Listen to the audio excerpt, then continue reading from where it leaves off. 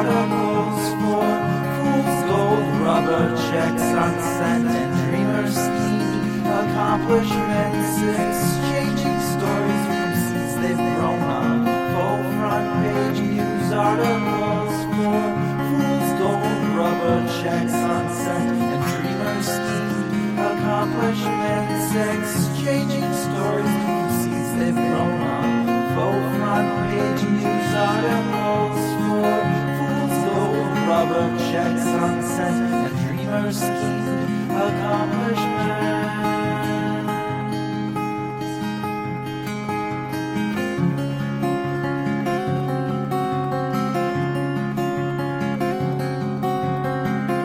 You waved your wing, onlookers laughed.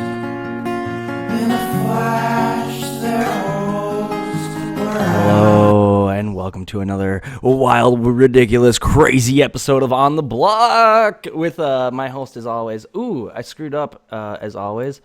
My bloke, my bloke as always, Spencer Clausen, host of the most. How's it going, brother? What's up? I am bloke. So what's man? What's bloke. good? I'm glad. It's yeah. But anyway, what's your problem? Did you get it fixed? You didn't say what the Yeah, problem was. the problem was that I started up the wrong overlay, so the overlay looked like just the me and you overlay. So, okay. Yep, So no, Jordan, our guest, is covered up. Perfect. Yeah, you both were in the other little Okay. spot. Yep.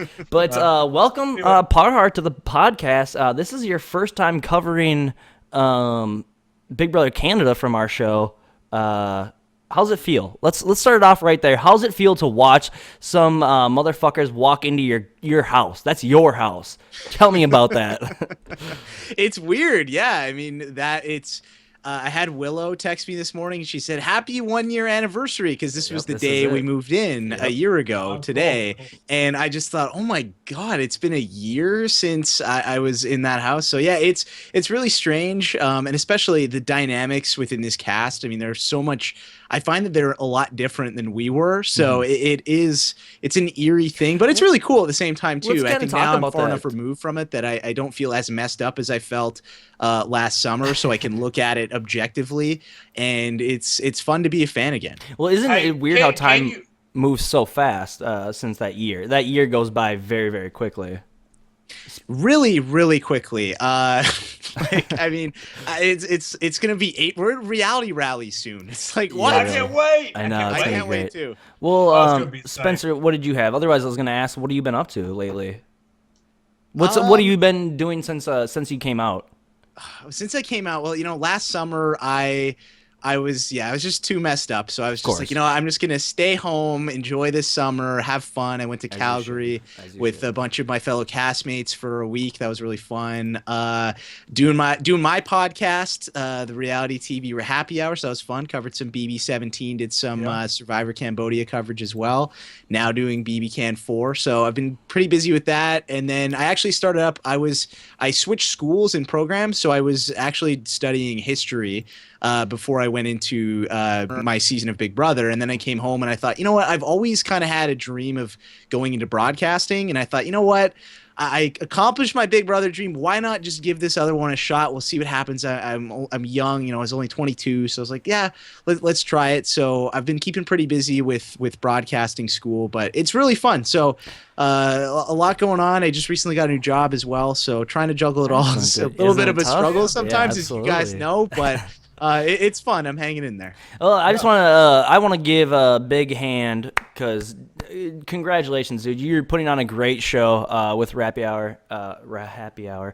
You're putting out great content for people that love it, and everywhere I've seen, people fucking adore you, dude. So you're doing a great job there, and I'm super happy because I come from the realm of broadcasting and all things production. So again, welcome to the ranks. I love that also. Is that another broadcaster? I love it. That's super cool. And I thank think you, McRae. I appreciate that. I think that you have found your calling, sir. Yeah. No, I'm going to say as an old fucker at 34, I'm really proud of you for like pursuing like a dream you have, for something you want to do, man. Absolutely. Thank you, Spencer. like a great Canadian Jim Carrey said, you can fail at something you hate, so you might as well, or whatever. You might as well try to fail at something you love, Yeah. So I'm not saying you're going to fail, but you know what I'm saying? Like you could, dude, with a history degree, I also have a degree in history. And I can tell you that you're much better off pursuing your dream and going into doing broadcasting stuff. Seriously. Anyway, so good for you. No, thank you, Spencer. And it's so true, right? I mean, odds are, if you look at it statistically, if everybody could do, be on, TV, like I'd love to be on a Sports Center on TSN in Canada, which is like our ESPN. That's like the ultimate goal for me. But if it was easy, everybody would be doing it. And realistically, I probably will fail or do something else. But like you said, at least I'm having fun doing it rather than doing something which I'm not as passionate about. Dude, look at it this way. Like that's a lofty goal to get to that point. But like you said, you're taking that first step, and you're at least on the side of the percentage of like you're not the people that have the dreams and don't pursue them. You're on the side of the percentage of people. It's the small minority of people that actually are taking a step to pursue that dream. So, like right now, the field that you're on is crowded with people that have also taken that step of pursuing that dream. But you've already left a lot of motherfuckers in the dirt by actually taking that first step. And passion will get you really far. Passion will get you the farthest. Yeah. And talent. It's awesome. It's talent. awesome. Like you talk about the happy hour and stuff. Like I think it's awesome that Rob scooped you up. I think McCray and I we kick ourselves for not. Absolutely. I mean, like you're working for the Godfather, bro. Learn from him. Like honestly, I think that Rob in this realm that we're in. I know that you went to leaps and bounds much further than this, but he's kind of like a pioneer. So he's blazed the trail, and hats off to him. And I believe that while widely in the podcasting world, not just in reality TV stuff, that he's very well respected. So you can learn a lot from him, and that's the dude he's invented the territory as he's come upon it. You know what I'm saying? So he didn't have a lot of people to follow. And this is kind of the perfect. Just trying to copy him. So this is the perfect time to say that me and Spencer will be on this Sunday. Is that correct? Yes, that is correct. Okay, this Sunday. This Sunday, right. yeah. So we'll be doing Rappy Hour or Happy Hour. Yeah, so you guys will be on this Sunday, and I think bit of a crossover. We'll have Brent Walgamot, who's one of my live feed correspondents. So we'll get into the latest BB Can 4 happenings. Should be really fun live after the episode. So I also saw that you were fucking. I also saw that you've been talking to Ryan Elder. Yes, I had Ryan Elder on a few weeks ago. Oh my god, and now I'm obsessed with Ryan Elder. I want him on my show. I want when I saw that he was doing stuff with you, I was like, what the fuck? Like, we need this dude. I'm obsessed with Ryan Elder. Look, I would honest to God, I would say that 50% of the conversations I've had with McCray in the past 2 weeks, he's talked about Ryan Elder. He's like, so we can do this and have this happen and have Ryan. Oh my god, I'm in love with Ryan. I mean, he's a great dude. He's amazing. Awesome. And he's so talented and he's so well connected. I don't know if a lot of people know this, but he made my theme song for the Happy Hour, and it's so great. I mean, I don't deserve a theme song like that. It's so catchy. And you got one made by someone that's a real live talent in the industry. He's a bigwig in my eyes for sure. Oh my God. I'm sitting here staring at McCray's jealous fucking I know. I love it. Curse you. But you know what? As soon as this podcast ends, he's gonna be at this hockey game he's gotta get to, and he's gonna be texting me, dude. I told you. I fucking told you, dude. Told you, goddamn run over. All right, let's fucking get right into it, boys. We've got so much Big Brother Canada to cover. I mean, where do we start? Where do we leave off last week, Spencer? Give me a little start. I can't even remember what the last thing we covered was. Last thing we covered was whether or not Dallas was going to use the power of veto. So a lot's happened since then. Shield Show picked it up with our correspondents there on Monday and got us all the way to veto not being used on set, I guess. And, so here we are. We've got Christine went home. Vote of, what was it, 6-5? Is that right? 6-5. Yep, 6-5. 6-5. Yep, went home.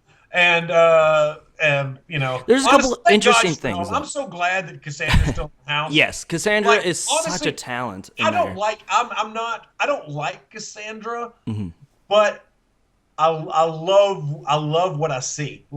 I see just a fucking nightmare on wheels in Cassandra, and I just know that we're gonna get it at some point. So love it. I'm glad that she's in there. She's definitely a shit stirrer. Well, even to date this a little bit. No disrespect to her, but I mean, of that pairing, I'm glad Christine. Absolutely. I think to date this episode, this is March 18th.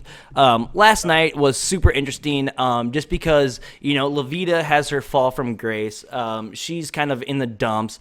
Joel wins, so it's good for Levita. It's also good for Cassandra because Cassandra's pretty tight with Joel, it seems. But like Cassandra takes this as her opportunity to really just sit and poke Levita, and I think this is what you're talking about, Spencer, where it's like she's a train wreck because, to me, I wouldn't be sitting here fucking really just rubbing salt in the wound Cass was doing last night, but it was uncomfortable to watch. It was awesome though. It was awesome.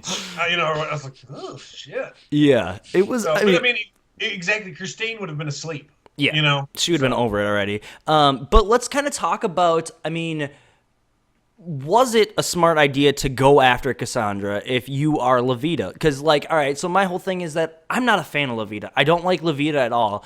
But as I've said in, maybe 2 episodes ago, where it's you have to really... Let's try to put ourselves into the contestants that we don't like. Let's think about their moves, why they do those moves, just to give these people a little bit of humanity because, just because we don't like them doesn't mean that they're not playing this game. Was it a decent move to put up Cassandra and go after Cassandra guns blazing?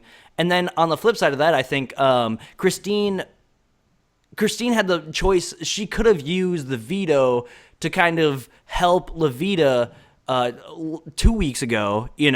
Is this some sort of, I'm not going to say karma because everyone uses karma the wrong way, but is this some sort of weird karmic retribution?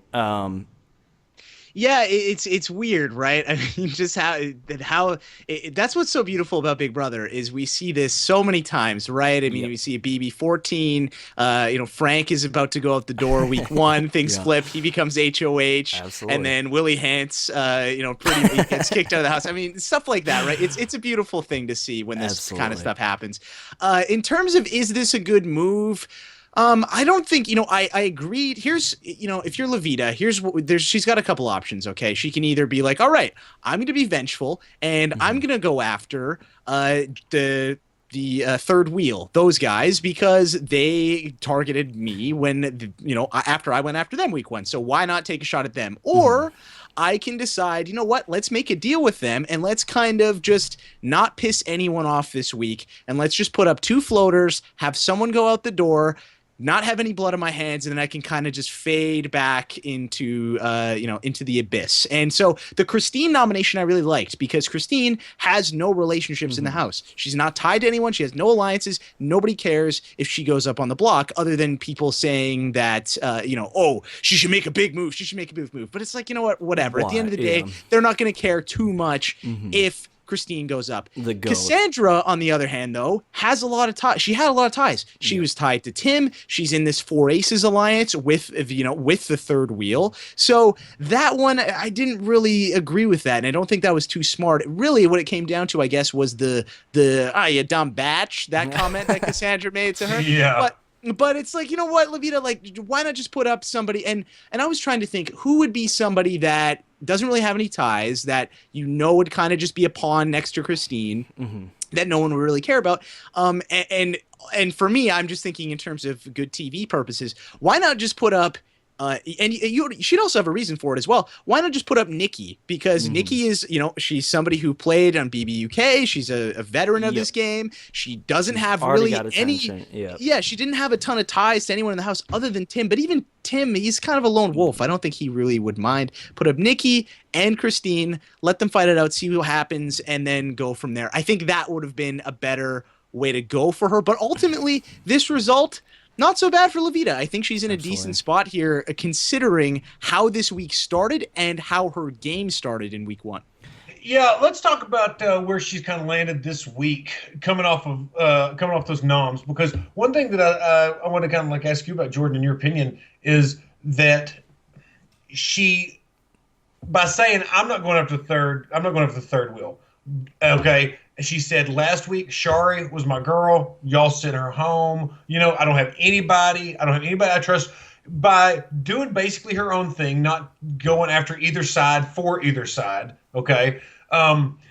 Did she cement herself at the bottom of any alliance that she would be in because they didn't have a cohesive, let's go after these people and we're together plan? Because she basically, talk about a lone wolf, like Levita played last week as if the only ally she had possibly in the house has already left. It's true, but that's right now with where we're at in the game, I don't think that's necessarily the worst thing in the world, because now if we look at where all these house guests are, we've got really three factions. We have the third wheel / four aces side of the house, and then we have the Dallas Maddie Ramsey crew, and they are gunning hard after each other. They do not like each other, those two groups. And then there's this middle group, which is Joel, Mitch, the brothers, now it's going to be Levita, all those people, and they can kind of just chill, let these other two people fight it out, and then pick up the pieces as the game progresses. So, she kind of is at the bottom of really everything, but I don't think it's the worst thing in the world, especially on this season in which not really any true, solid alliances have been formed other than those two sides. Yeah.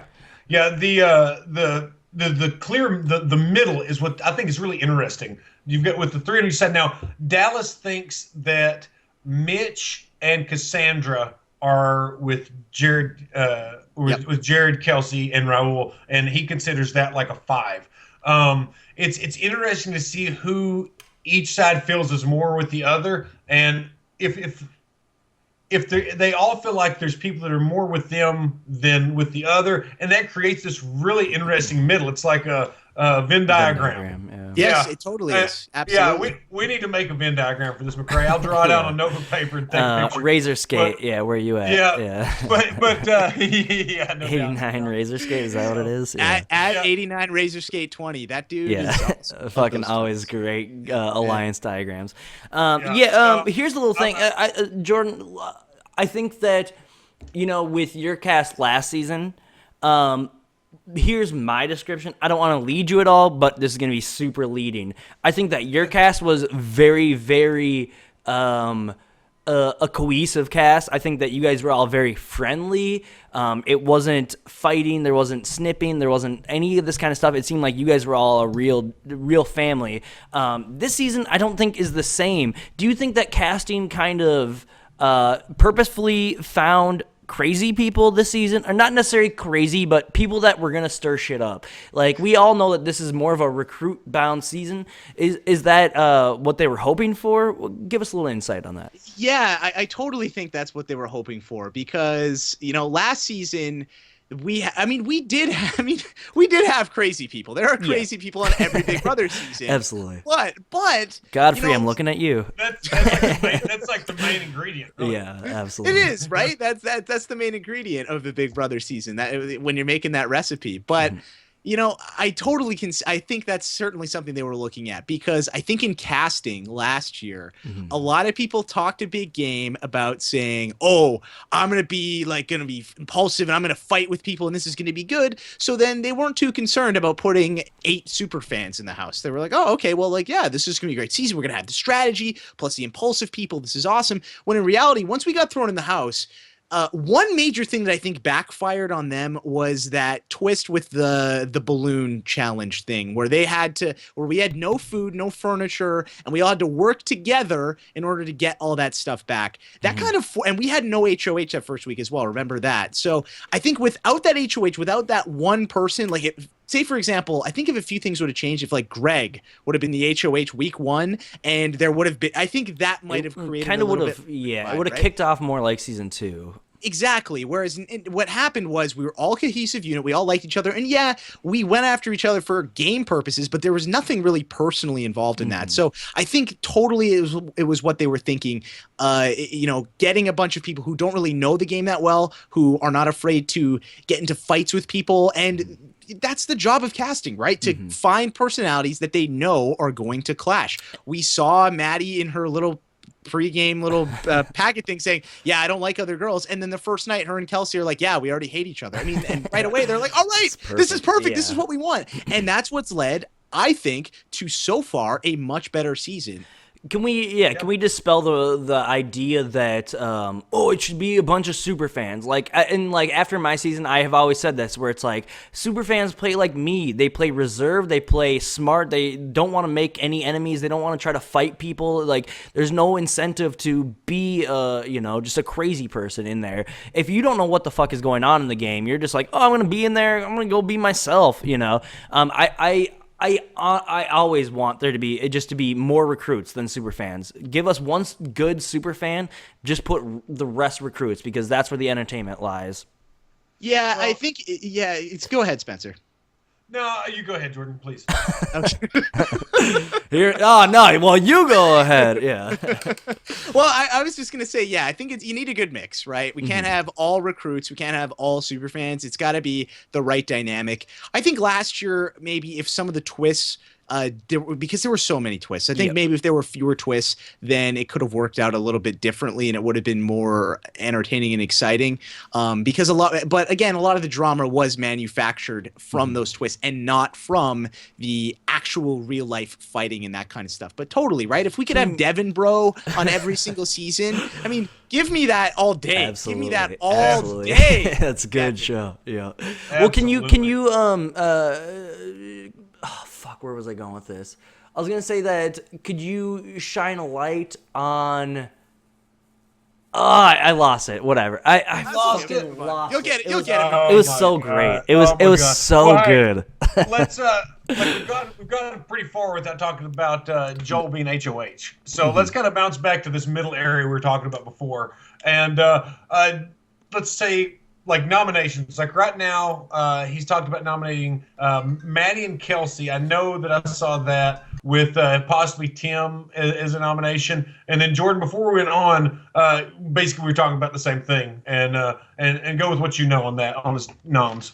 Yeah, so basically, and first I just want to say with Joel, I'm interested to see the show on Sunday because he was in a really, really good spot. He was sitting in that middle perfectly. Nobody was really concerned about him. And now that he's won the HOH at such an early stage of the game, I feel like that's not a good move for him. So hopefully we get some insight into it. I think perhaps somebody was just close to winning HOH that him and Mitch did not want to win, which is why they ultimately went for it, but I guess we'll find out. In terms of the noms, I mean, like you said, Spencer, that was a discussion. He was really talking about putting up Tim as a pawn last night, which, he talked to Mitch about this pretty late in the evening, and I think, I'm not quite too sure what's exactly going to happen because he said he has an excuse because of the vote, and he was saying that he's a little sketched out by Tim making that move, and he went to Tim, and Tim said, well, he's like, I did that because I'm here to make good TV, and that's what I'm going to do. I was going to do an Australian accent, but maybe Spencer, your Australian accent you did a couple weeks ago was the funniest thing I've ever heard. Your impression of Tim, it was so great. Let's hear it, Spencer. Spencer, can you do Tim? Can you do Tim? Yeah, okay, I'll try to think of something very Timish to say. I don't really have a lot of empathy for people. That's British, I think. That was 100% British. All I can say is good day, and then I fucking lose that. Yeah. I don't know. We'll have to come back. We'll have to revisit my my Tim impression. But okay, back to this middle. Was it smart for him to win it? I want to see, like you said, we've got to wait for the episode, and I've not heard in the feeds, and I've not read in any kind of spoiler stuff what the situation was that they took it. But okay, in the middle, if you start going for both sides. Like you create an interesting scenario, and you can't shoot for the middle and keep the two sides warring at this point. If you put one, you've either got to choose a side that you've become now more aligned with than the other, or you make both sides pissed off at you. It seems kind of like I can see Mitch being like, I don't want this HOH, you got it, buddy. But it's gonna be really hard to forgive Joel if this fucks up his game, if it's going to be a situation where it would have been Jared and Dallas fighting it out over the HOH, or I really want to see Kelsey and Ramsey just because I like Dallas and Jared would very quickly be like, all right, let's be men about this, and you're whatever or something, even if they went back on it. But I think Kelsey and Ramsey, it would really pull Ramsey out of a shell that I feel like he's in, and it would just be more Kelsey being Kelsey. And I think that would have been a fun Sunday TV to have watched that been argued out. But yeah, and I think too another reason why, and I read this somewhere. I think Mitch said that he didn't want Ramsey and Kelsey winning or Jared and Dallas, because then those two warring sides could make a deal with each other and then thus turn on that middle group that they have. So yeah, I'm excited to see the episode, see some of these DRs and get into some of these house guests' brains, because it was just a little, when I saw that Joel won, I was just like, what? Why would he win? But I guess we'll find out.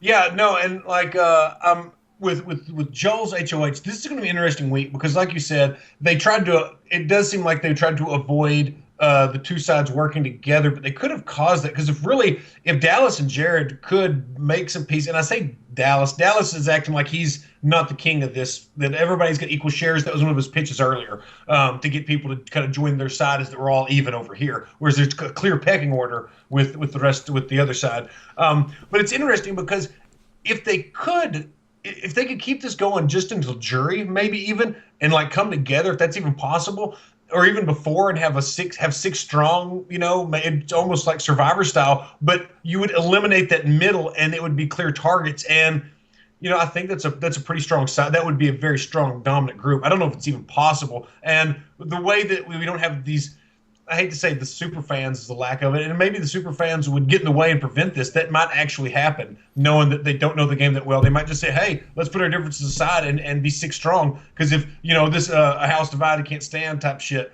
is that if they work together, they are going to be stronger to get farther. And if they realize that picking each other off is not the way to go, and you think they would realize that very quickly. Was it just like a fear-based thing for him? Because, Levita, you're super tight. He's obviously seen with Levita all the time. So their alliance seems strong. She's just coming off an HOH that didn't go her way. The person who left wasn't the person that she wanted to leave. Was it Joel trying to gather some semblance of the pieces, essentially, to be like, holy shit, like, if someone else on the other side gets it, they might go after me because I'm the next closest associate with Levita. Was it like a fear-based win? And it could have been, yeah. I mean, we don't know, and I guess that's something, like we said, I think on Sunday, when we kind of see who was close to winning that competition, and we see these people's DRs and get into their minds, then we'd be like, all right, well, this is kind of the logic here. But for now, who knows? And we haven't really seen too much insight on the feeds as to I also can't wait for two passive players just to be like, no, you take it. No, you take it. Well, no, you take it. No, you take it. Yeah. That's what's so funny is that, I was thinking, wow, this is going to be so great if Kelsey and Ramsey win, because like Spencer said, because they would just be like, no, I want it. No, I want it. No, I want it. And same with Dallas and Jared. But instead, what we got is two people who don't want it. No, not me. Not me. Yeah, it's gonna be pretty interesting to watch. I'm looking forward to I'm a Mitch fan. What I observed from Mitch, I think he's a smart player. I like to watch him. He knows when to keep his mouth shut, and what did he say the other day, that Big Brother is not about controlling other people as much as it's about self-control, and that is so true. That is so true. Because you can just everybody can name off 4 from each season of people that could not control themselves.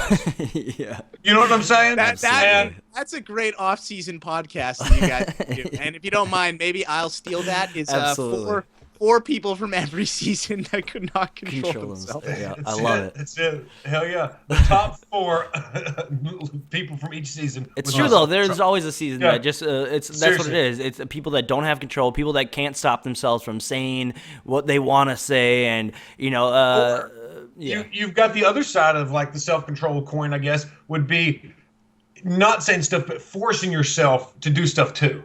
That kind of thing. Like I think a good example would be Jason Roy from last season. He just with the twin stuff, and he just couldn't get along to go along. And he got out early when he's a funny as hell dude, great dude, fun person. He should have went deep. He should like obviously I think I'm a huge fan of his and think that he should have gone further. But anyway, just that's the other side of that self-control. You've got to make yourself get up and force yourself to act like you like people and that kind of thing too. But anyway, and Mitch does a good job of playing the game, and I do hope I've got big things planned for him.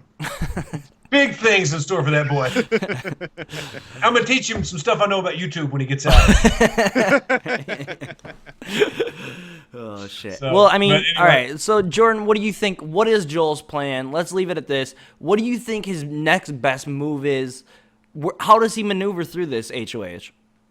Yeah, I think like Spencer was talking about, I mean, there was talk of Joel maybe putting up one person from each side or putting up Tim as a pawn and one other person. I think right now he's kind of pigeonholed himself. I think he needs to pick. He needs to decide, all right, which side do I want to move forward with in the game and which side do I want to take a shot at? And we'll see what happens. I think because of how Joel is perceived in the house, even if let's say hypothetically he sides with Dallas, Maddie, and Ramsey, and he says, okay, I'm going to put up Jared and Kelsey. I don't think Jared and Kelsey, if whoever one of them stays next week, if they win, I don't think Joel would even be the number one person on their hit list because they're still Dallas. They're still the brothers. They're still there's still all these big names in the house. However, last night, Mitch kind of tried to steer Joel away from nominating those people because Mitch said that Raul or Rail, as Nikki likes to call him, Rail, Jared and Kelsey, they'll go after. They're not afraid to go after the brothers. They're not afraid to go after Tim. So he was trying to say, look, why don't we just go after Dallas and Maddie? Let's put those people up on the block, and then we'll see what happens. So I think if I'm Joel right now, I think that's probably the move. Dallas, because he's such a huge target, nobody is going other than Dallas. Everyone's going to understand why you're putting him up on the block. And then, yeah, probably Maddie. I mean, and then try to pick up Ramsey because if once one of them goes, I think Ramsey becomes kind of a floater in the game, and he becomes somebody that you can pick up and roll with later on moving forward. I agree. No, absolutely. Absolutely. Well, man, I think it's a great place to wrap it up unless your dad wants to say something about it. Oh, he wants to say something. Get in here, Tim. Oh, Tim, what's up? Tim's getting in. All right. Look at, there's Spencer. There's Parhar. How's it going? Hey, what's up? Let's see where you are. Kneel down a little bit. Kneel down. This is you. There he is. Yeah, there we go. Mr. Timothy Olsen. There you go. What are you doing? All right, Business with no sign is a sign of no business. Spencer says a business with no sign is a sign of no business. All right. Exactly right. All right. Well, hey, let's make sure we shout out. Everybody make sure that Survivor with all the fixins, go listen to the latest one will drop on Sunday night. But go ahead and check out on iTunes or SoundCloud and listen to the Corinne is hysterical and Max is awesome. That's a great podcast. Also, Shield Show will be back here live with you on Monday night. I believe 7:30 Central. Now, the last one was a little bit late because of scheduling with Tala and Peely, so. Like saying Parhar, what do you got? What are you pitching? Anyway, make sure y'all tune into that. What do you got? Yeah, shout out all your stuff. Yeah, just you want to subscribe to my podcast, robiswebsite.com/happy hour. So happy hour with an R at the front. And then, yeah, just tune in. We record live after the Sunday and Wednesday episodes. So check that out. Give me a follow on Twitter as well if you want any updates on that. I'm just at Jordan Parhar. And yeah, Sunday, tune in. Spencer and McRae are going to be joining me, and we're going to be doing this all over again this Sunday coming up. So should be a lot of fun. We'll have a lot more. We'll have a lot more information. Stuff. Yeah, exactly. Yep. It'll be perfect. Yeah. So I just want to say thank you for everyone that's watching. We started off the show with Deliphone. Big shout out, and a big shout out to Earth Dog for doing all of our graphics as always, and you know, that old business. Thanks everyone for watching. Spencer, what do you got? That's it. Follow me at Spencer B. Clausen, and y'all carry on. Are you trying to get some of that whiskey, Tim? Drink up. All right. All right, guys. We'll talk to you later, and thanks again for being on the block. We'll see you next time on the block. Bye-bye.